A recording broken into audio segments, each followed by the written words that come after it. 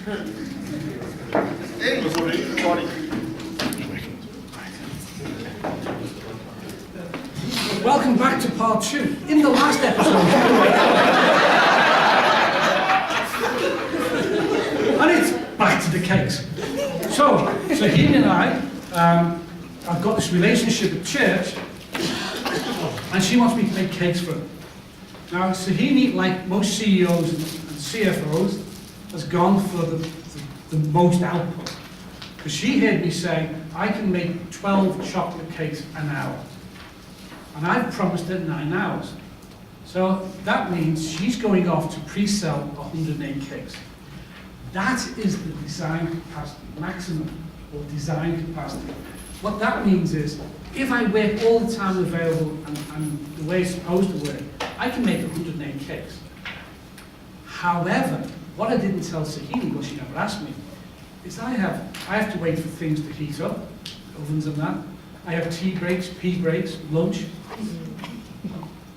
Typically on a 9-hour day, I work 7.5 hours. And that's typically in a factory environment. For a 9-hour shift, you plan for 7.5 productive hours, if you're wise. Sometimes 8, but that's a bit dangerous. So now, she's selling 108 cakes, but I can't make more than 90. For those of you who slow on maths, it's 7.5 times. That's for you, Eric, okay. So already she's going to be 18 short, and she's pre-sold and taken money. She's going to be as popular as a, I can't say it now, popular as a fart in the space. She's let people down. Because she didn't speak to me. The 7.5 hours is the effective capacity. It's designed, if I did work 9 hours flat out, I could do 108 cakes. But the effective capacity is only 90 because I don't work a full 9 hours. And that's very common, you do it in the banks and all that, things like that. However, what I didn't tell her, to be honest with you, I've been making cakes for a long time. I've never made more than 72 cakes in a 9-hour shift yet. Never. So my demonstrated capacity is 72. Now she's deep in the exclusive because she's out there selling 108 cakes. And I'm going to make 72. Do you see the difference? So the one is theoretical. You work all the hours and everything works flat out. The second one is accounting for the fact you don't work all those hours. And the last one is the fact that, and if you were to ask me why. Why do I only do 72? Why do you want to do it? Oh, thanks, Stephen. I was hoping somebody would ask that question. The reason being is sometimes I drop stuff. Sometimes I run out of flour and I've got to nip out of the shop. Sometimes I get an ESCOM power cut. So I just don't get all the hours I need, and I make mistakes, things happen. And you have to wait for machines to heat up. So that's why it's 72. So that's the difference between demonstrated, effective, and maximum. So are you comfortable with that? I mean, I'm not one of the areas people, it's a very simple concept. If your role is to improve capacity usage, then the first thing you do is you look at the difference between demonstrated and effective. So I said I drop stuff. We could make a transfer mechanism that prevents dropping. If power outages are a big enough problem, we can get a standby generator. If running out of flour is a problem, I can either hold more stocks of flour, or I can have a supplier who can deliver on short notice. So that's how I can push up the effective, the demonstrated to effective. Yeah. So Joe, just in terms, from a call center perspective, just what you're talking about, they demonstrated in effective from an occupancy level perspective. If there's something not working, there's a high admin time, so that would not allow you to get to effective occupancy. So what's the processes that you need to smooth it out, automate, etc., so that you can get to an effective? Yeah, that's fine. So it's getting whatever's stopping people doing the job, fix it. Now, if you're lucky, you'll get right up to the effective. The harder bit can be to go from the effective to the design. And generally we never go for 100% because you need maintenance time and things go wrong. Murphy never sleeps. So, and it's contentious, depends who you speak to, but most people I deal with look at about 80–85% utilization. So there's a bit of wiggle room, because things happen, you know, I mean, it just does. You can go for 100%, but things go wrong. Just on that part, with your going from effective to maximum, would that be like getting another oven that takes quicker to heat up? Yeah, no, I'm getting there, that's well done, yeah. Because if part of the effective is heating up, one of the things that I saved the whole man shift, person shift goal, person shift hour. Because the company I worked in, the pharmaceutical company, everybody arrived in 8 o'clock in the morning, then turned on all the packaging machines. They took an hour to heat up. I put one guy on overtime, and he came in at 7 o'clock, turned the machines on, and we got a full shift hour. Now it sounds, that's obvious. No, it bloody isn't. People don't do it. People get used to it. It takes an hour for the machine to heat up, you know. But when I'm cooking, my girlfriend laughs at me, you know, because I cook 3 or 4 meals at once. So there's a lot of spare time in your cooking. Yeah, I've studied it. You know. So I can cook 3 or 4 meals at once. And she's amazed because I haven't got there yet, but I boiled the kettle. I'm going to need it to stop. So I'm always thinking ahead, because I teach this bloody stuff, I've got to live it, you know. But people don't. You see my daughter cooking, she gets to a crucial point in the recipe, hot water. Now she's read the bloody recipe, you know. Hot water, oh, put the kettle on, and you stand around, you know. It's about getting stuff ready in the right place. That's it. Drink some wine. Say again? I'll drink some wine, yeah. Neither my daughter nor I drink. I'm just naturally crazy. I used to drink. Yeah, so the other way to get from the effective to the design is you could have more people. So I used to work in a factory where we had 4 production lines with 5 crews.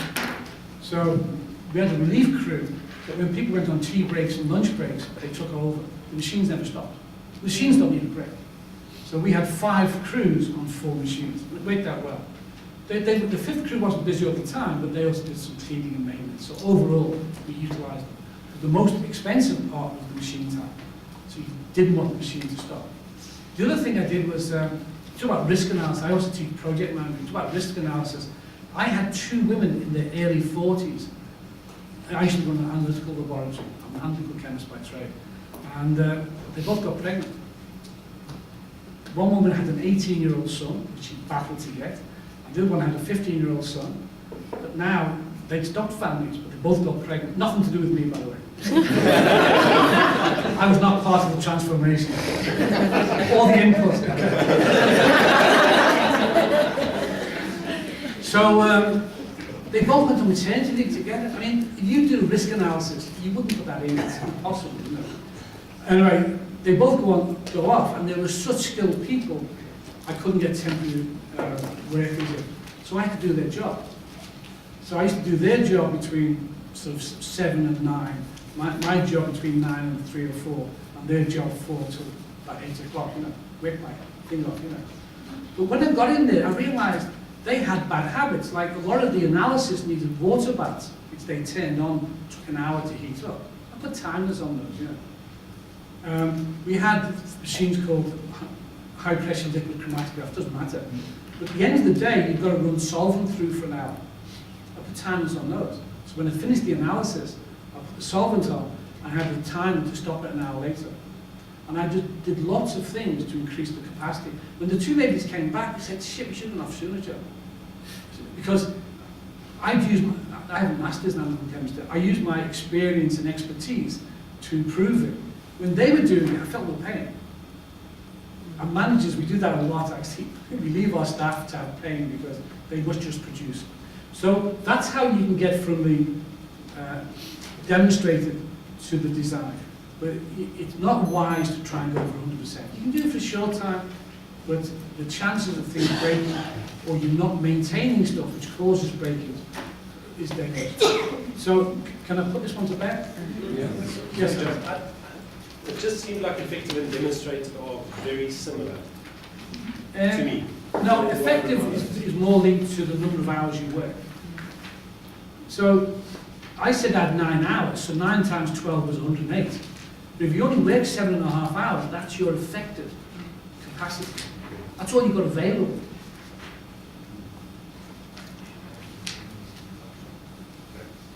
If you buy a dinner service, how many plates are there? 12. How often do you use 12? Once every 3 months. Okay, so generally how many plates do you use? 2. It's not a true example. Your effective capacity is 2. Your design is 12. It's what you actually use. You're like me, you've got 2 that are worn out and 10 that are pristine. Yeah. Just a question, would you plan your costing around the effective?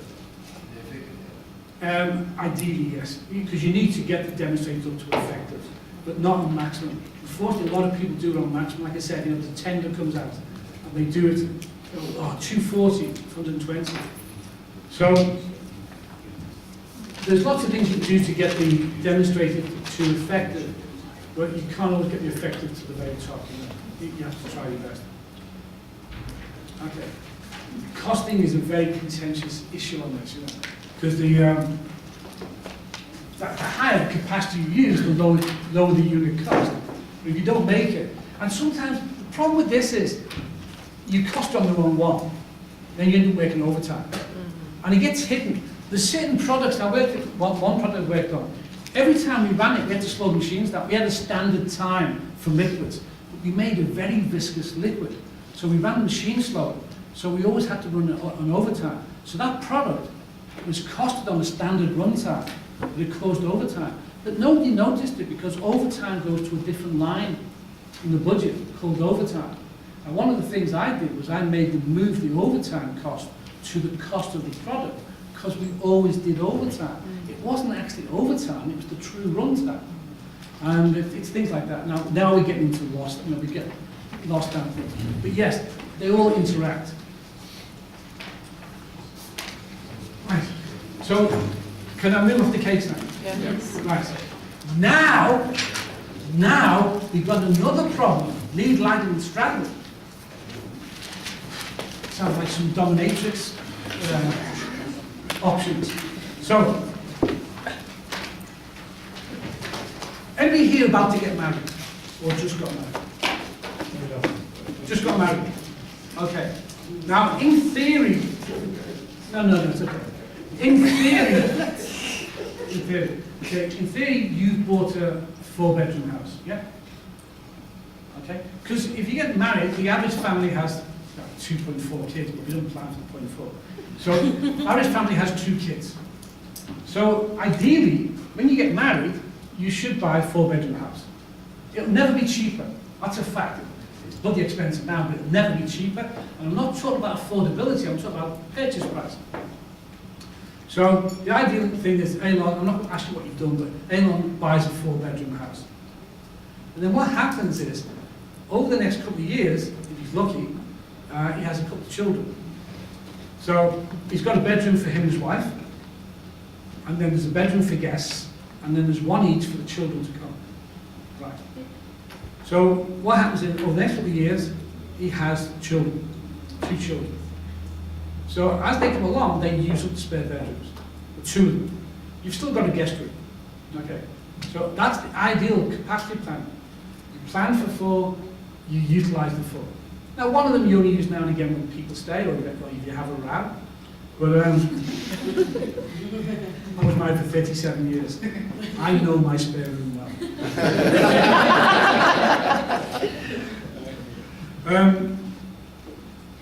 So that's called, and I'll show you now, that's called a lead strategy, because he bought the capacity before he needed it. It's in front of demand. He's got no kids yet. And if he's like a career person with his wife,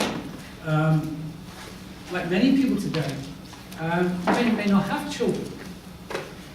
Now, if he buys that house and doesn't have children, he's wasted that money. That's an opportunity cost. And that's one of the challenges with lead, is that if you buy the capacity and don't use it, it's a wasted expense. And the financial guys will be over you like a bad smell. However, if you do have children,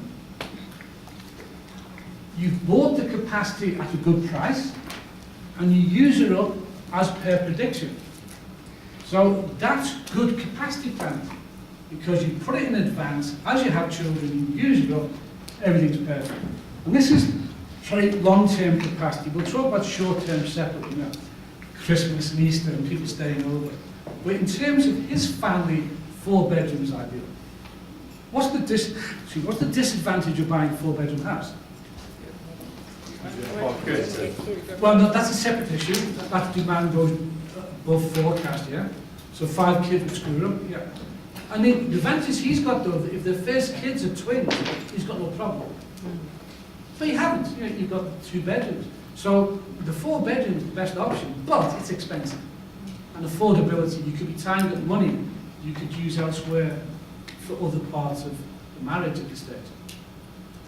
So the disadvantage is that it's expensive, it might be expensive to fund, and if you don't use it, it's a waste of expense. But the advantage is the capacity is there when you need it. Now, lead capacity, I've got some graphs just now. Lead capacity is very much favoured by marketing and sales, because you don't miss a sale. You can sell X stock. So lead is very, very popular with sales and marketing, because you protect sales. However, it's not very popular with production, because if that capacity is not utilised, then we carry the cost. So we don't like lead in production. What we like most people when they get married, is most people when they get married buy or rent a 2-bedroom place. Yeah? So if you get a 2-bedroom place, you know there's a chance you're going to need two more bedrooms. Not guaranteed yet.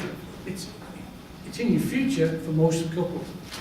So what you're doing there is you'll say, we'll get the capacity when we need it. So you get the capacity after there's demand. So let's say Elon moved into a 2-bedroom house. So everything's fine. In a year's time, his wife says, going to be a daddy. He's a well shit. Now, you've got it, well, these days you might be a daddy already, I mean, things have changed.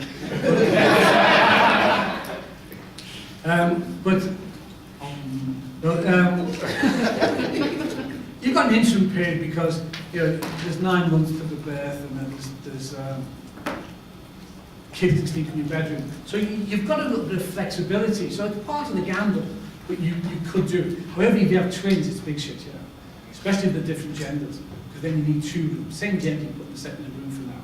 So now you see what's starting to happen. That the danger with lag is that if you have a sudden increase in demand, you may struggle to put the capacity in. You may not be able to afford it.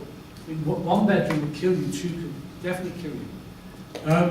Whereas with the lead, if you have twins or you have 2 kids, you just use the capacity you have. So with the lag, you put capacity in when the demand is proven. No demand, no capacity.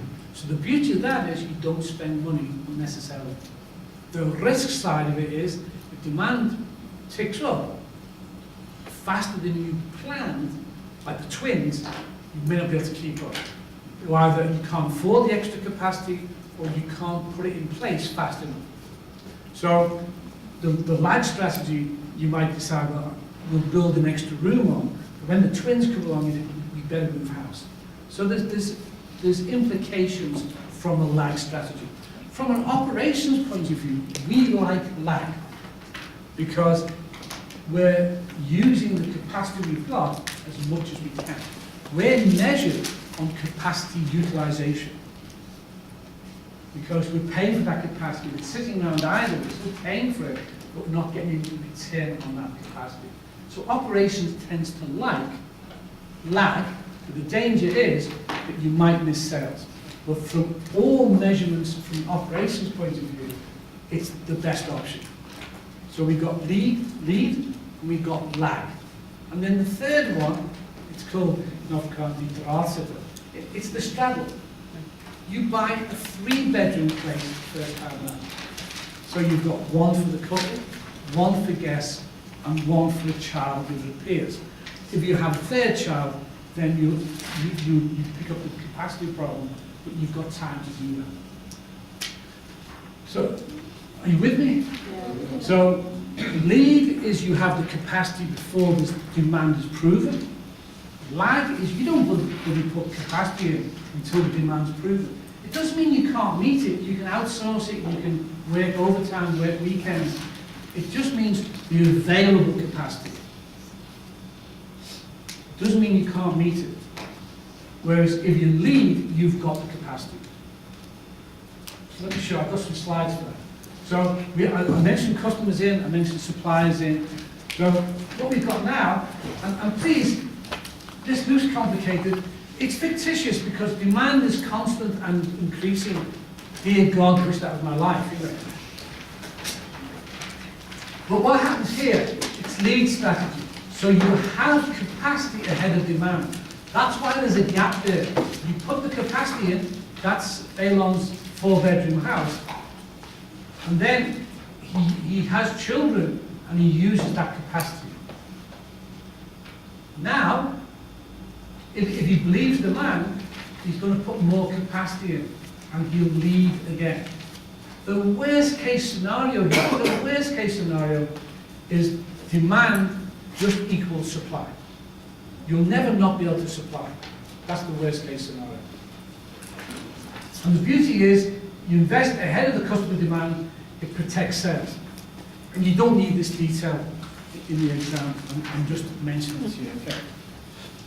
Now, you've got the other alternative where he's a bit skint, he works for DSTV, or he steals my money. Yeah, except you steal my money. Right. You keep you employed. Not for long, not for long. I've got fibre, I've got Netflix, I've got a VPN, I've got Apple TV. Your history. Oh, and I don't watch sport.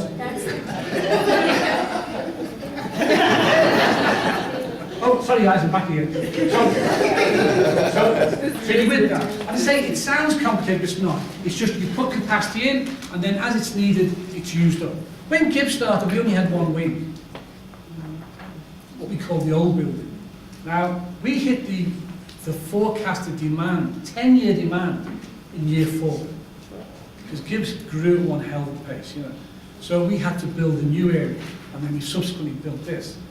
And but we hit the 10-year predicted demand in 4 years. We just couldn't have realised how successful we'd be. This is our 18th year now. I've been here since the beginning. I did PND 1, 26 people, 14 from De Beers. Different dynamic.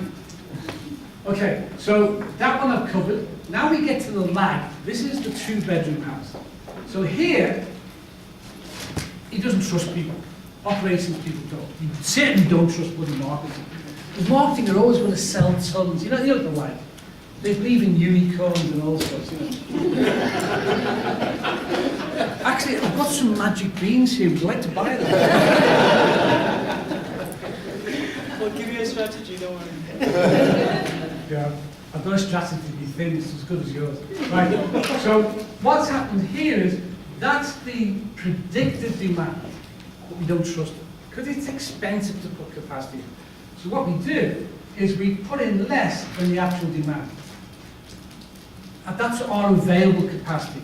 But as I say, we can outsource, we can work overtime, we can bring temporary workers in. It does not mean we won't meet demand, but we won't meet demand from our fixed permanent capacity. Then we carry on, by now we go, oh shit, that demand's happened. It's been proven. So now we think, okay, we'll put more demand in. But the best situation here is demand just equals supply. The best here is equal to the worst with lead. So now you put the capacity in, and then you wait. Let those bugs prove it to me. So you carry on, oh shit, the demand's real. And that's how you get that sawtooth. Now, it has the advantage that it protects utilization and operational costs. Having machines sitting around not being used is an expensive hobby. You know, because there's also the capital, you understand all the things involved, you've done finance. So this is probably the more popular with production people. Lead is marketing and sales, lag is operations. So what we do then sometimes, we get the 3-bedroom house where we compromise. So we start off with a lead, and this is not uncommon with the launch of the product. You can't afford to run out with a new product. So we often have lead at the beginning of a new product. And then that capacity gets consumed, we then just equal demand, but we don't put more capacity in until the demand's proven. So it can either be that reason, or it can sometimes be that you can only buy capacity in certain units. You know, you can only buy 10,000 litre mixing tanks. And at this stage, you only need 5,000 litres. So you'd rather make 2 batches than get a bigger tank. And that just carries on. And you're taking the average consumption and average demand from the customer. You can smooth it out a bit with inventory, but that's a separate decision. I guess Is it Gerard or? Gerard. Yeah. It's not, I don't think there's a bad and a good or yeah. No. It's appropriate. Industry specific. It's appropriate, yeah. Appropriate. I mean, I first suggested to GIBS that we have night classes. The admin staff, I thought I'd go and get home from the courtyard. I said, all these classrooms sit empty at night time. And since that, we do a lot of a night time now. But I'm from the UK, most schools have night schools in the UK because the buildings are the big expense. Getting a lecturer in, as long as there's people, you'll pay for the lecturer. So we have pretty good capacity utilization. There's not many business schools run 7 days a week where we do. You know, our problem is we don't have enough capacity. Because some of our classes, like the company classes, are small. The smallest group I've lectured is 8 people. But in a room like this, because it's available, so 8 people in this room, it's the right use of capacity because we charge them for the room. But we could get a lot more people in, depending on what you measure for. So yeah, it's appropriate strategy. Please, I'm not saying one's better than the other. But if you're like iStore, you've got to have stock. You know, people come in, sometimes it's spontaneous, it's a passion, you know. If I come in, and in fact, to the extent, if I want a silver phone and you've got a black one, you've no silver, I'll probably buy a black. I want an iPhone. Colour's next to irrelevant from that. But if there's no phone there, say again? Unless it's rose gold. To a link that time. But the thing is, you cannot be out of stock. So they probably have a lead strategy. Whereas, you know, in other parts, you almost make to order. We'll come back to that just now. Yeah, there's a hand up, sorry. Yeah. What I wanted to add is also the different strategies could all be used at different seasonalities. So, you know, during the season, you're forecasting high demand, then you can have the lead strategy, and then you know. Yes. It can also be, by the way, this can be product specific. Some companies could run all 3 strategies in the same company. So it's to match products, seasons. I used to work for SmithKline Beecham, they make Ribena in the UK. They have a factory in the UK, it only works 2 months a year. And it makes all the Ribena syrup for the world. It's massive, you know. It only works 2 months because that's the blackberry season. That's the most extreme case, you know. And what you're hearing now overseas is these 0-hour contracts and that. You just bring people in as you need them. It's got strengths and weaknesses. But that's getting temporary increase in capacity as opposed, this is all permanent. Right, so I'll leave capacity now. Any unanswered questions? Are you comfortable with it? You understand lead, lag and straddle? Sorry. This one? This one? Okay. Let's go back to the house. Okay? We spoke about 4-bedroom house, you understand that. So you've got capacity before you have kids. Then we have the 2-bedroom house. You don't get capacity until you're pregnant. And maybe it's born. And I'm not being funny, but there's a high risk, you know. So you only look for more capacity when there's a child. So it's been proven now. So that's fine. Well, is there a halfway place? You can get a 3-bedroom house. So that you've got a bedroom for the couple, bedroom for the guests, and you've got one available if a child comes along. Okay? So that's fine. So if a child comes along, great. But if you have a second child, you're now behind. Okay? So it's a combination of the two. And it depends on the risk involved with whether demand will be realised. And you know, people from marketing will tell you the best marketing plans in the world, if the market suddenly changes, you know, you're going to get hit. Okay, so I'd like to move on because I see time's pushing on. So I just wanted a bit about operations strategy. I can't remember what I put in here. It's again just about alignment. This diagram you don't need. It's just one of my diagrams. But it's just to re-emphasize that everything we do in operations all has to line up with the marketplace. That is what a market-driven company is. It's not bloody marketing-driven. If the marketing department knows the market well, they're the intermediary. And in fact, you get this diagram. That does not put operations subordinate to marketing. It's the information comes down. Because operations shouldn't be going out there asking people, what do you think you'll want next year? Okay. I'll stop listening after that. It's the feeling, I can't help it. Okay, so I just wanted to show that everything we do down here in a properly run company is about customer centricity. That's what market-driven operations is about. Unfortunately, in too many companies, for too many years, operations have tried to optimize themselves for the things that they're measured on. I used to work in a toothpaste factory, and we had some of the best efficiencies in the world. We had people, part of Smithline Beach, and they make Aquafresh. People flew in from the UK, America, Australia to see our factory. We had the best efficiencies and all the measures in the world. But we made a mistake. We invited some of them to a presentation and we had a marketing present. And we were waiting to get stroked. And marketing said, these clowns in the factory are killing the brand. What? And what it was, we had 4 main flavors, 3 pack sizes, and we treated them all the same. 1 pack size of 1 variant was 50% of our sales. So we were optimizing the flow through the factory. We were going out of stock on a supermarket shelf to get our efficiencies in the factory. I know, shook your head. In the factory, you know, we thought we were superstars. We wanted to wear our underpants over our trousers. And I was desperate for those cute little red capes, you know. But we were killing the brand by being super efficient. And by basically any measure in operations, we were #1, except we weren't serving the customer. And in the end, we had to totally revamp how we ran the factory. And we had to become better, because we avoided changeovers. We had to become better at changeovers. Exactly the SA breweries taught. We were avoiding changeovers, and yet we had to change over. We could not afford to go out of stock. But when we discovered that 1 size of 1 variant was 50% of sales, we had 4 machines. We left 1 machine running 24/7 on that variant. It never went out of stock.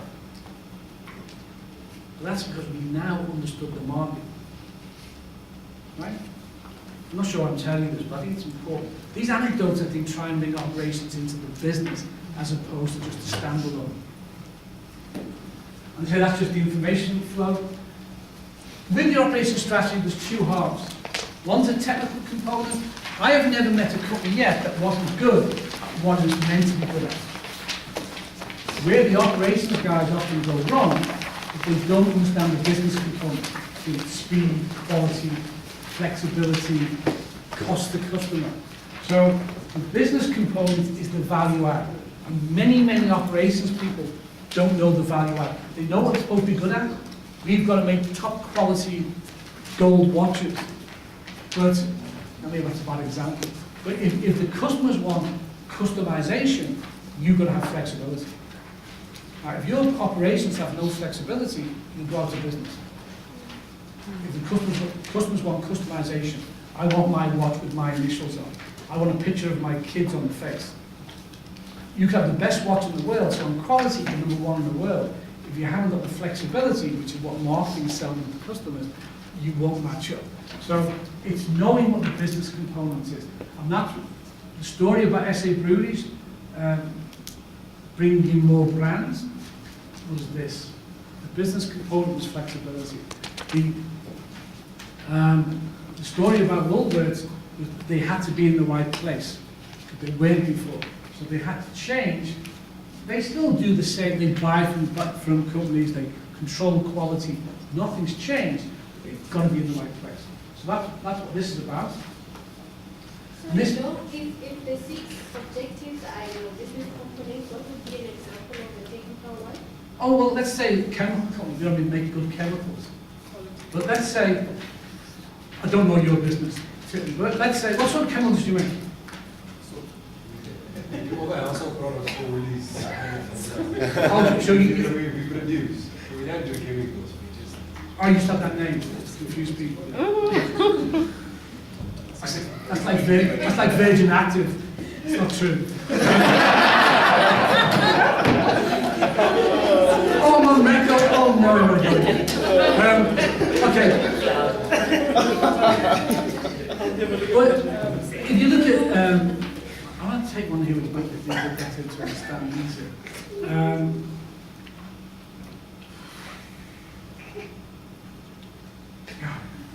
It's difficult to, let me just think this out, sorry, you caught me off guard a bit. What would be a good example? Telecomponent. GIBS. Telecomponent is we've got to have good lecture theatres, good content, good faculty, which we totally have, you know. But what we got the business from was that we did a lot of customization. Even our MBA, there's more options on our MBA than any other MBA in the country. You know. Our public courses, we've done all sorts of things about customization in the past. And that's got us to where we are. Interesting thing is the market's changing now because everyone's accredited courses. And accredited courses stop flexibility completely. So our biggest thing now is to comply to accreditation. So the focus has moved more towards quality. We've got to pass accreditation. Even for our MBA to be competitive, we've got 4 different international accreditations to be competitive with Henley and WITS and people like that. So the focus has changed. Now, if you don't tell me the focus has changed, and I'm still looking at flexibility, but the market's going towards quality, we'll get left behind. Because operations tends to, we like train tracks. We like to do the same thing and be the best at it.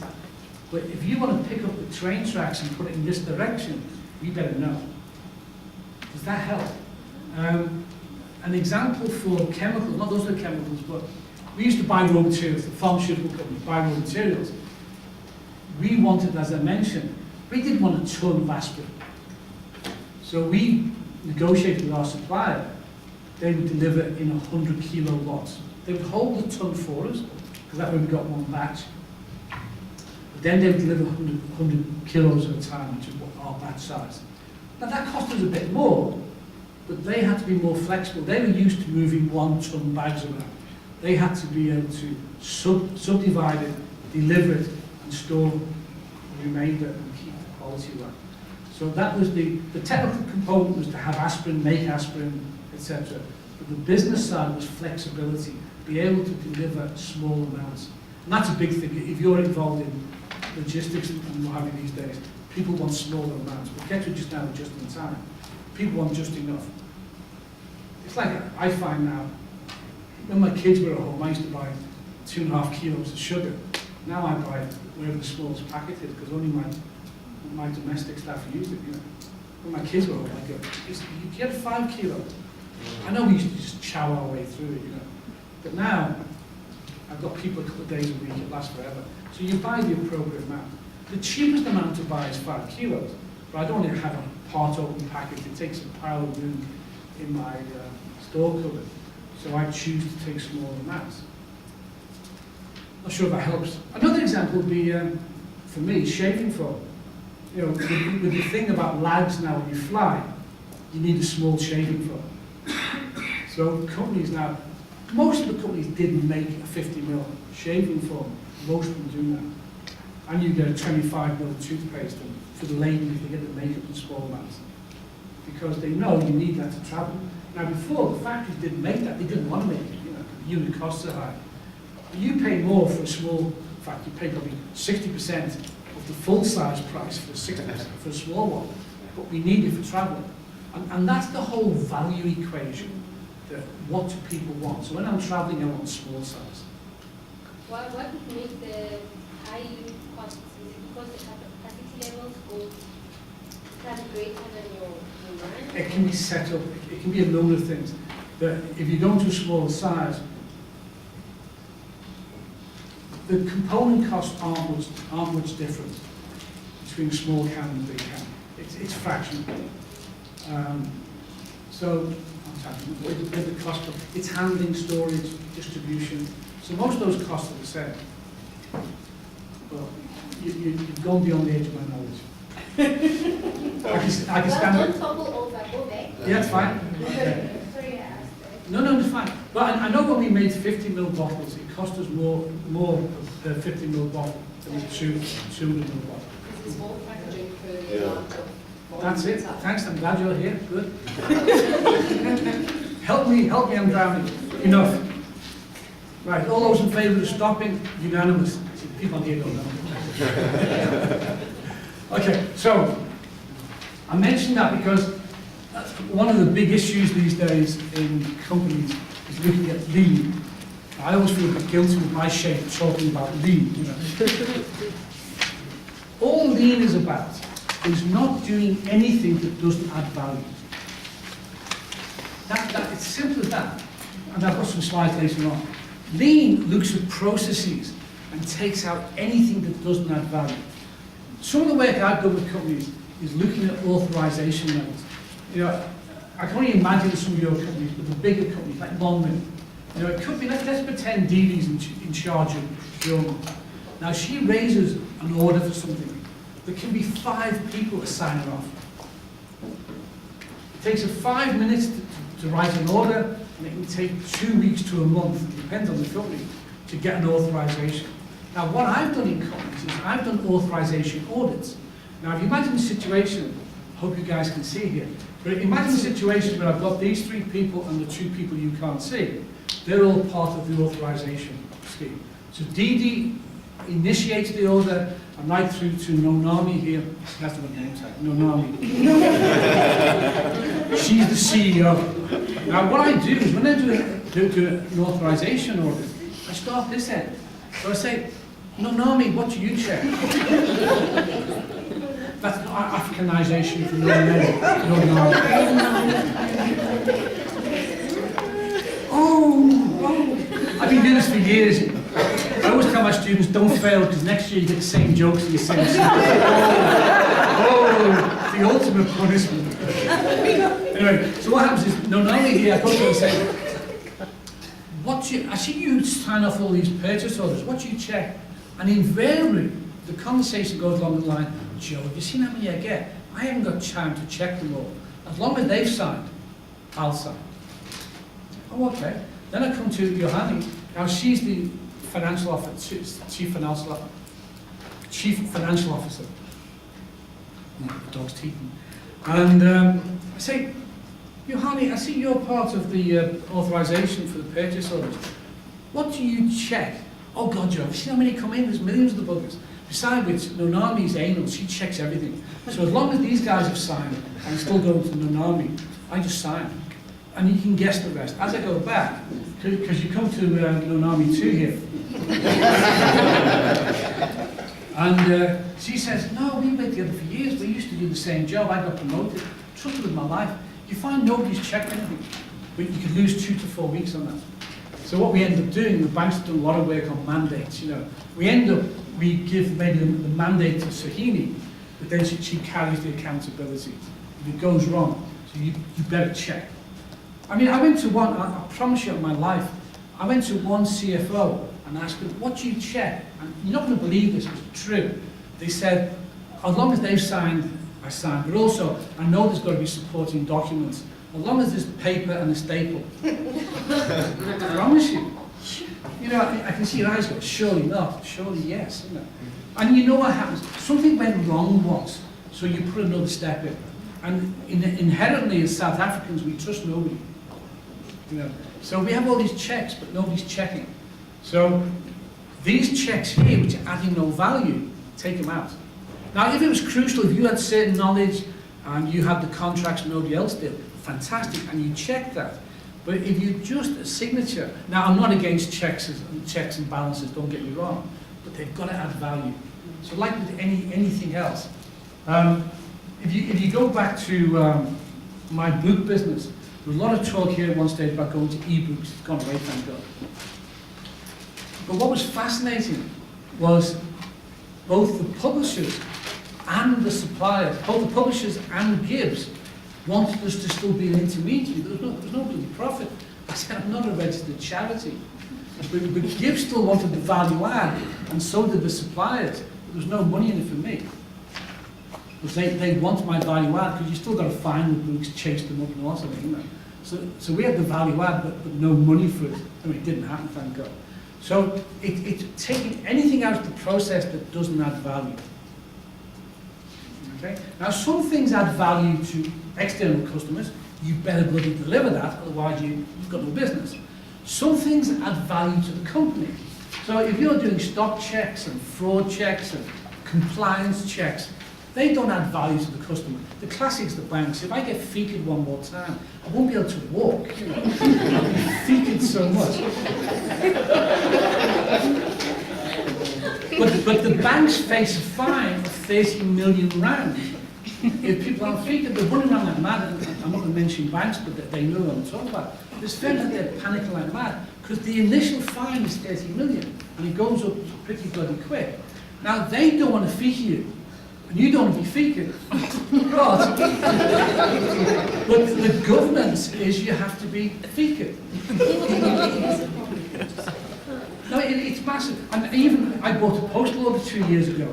You've got to be featured for a postal order because it's a cash equivalent. Now, I don't know about you, I didn't go to the post office with a utility bill. I know I'm foolish. Foolish, I should always carry a utility bill.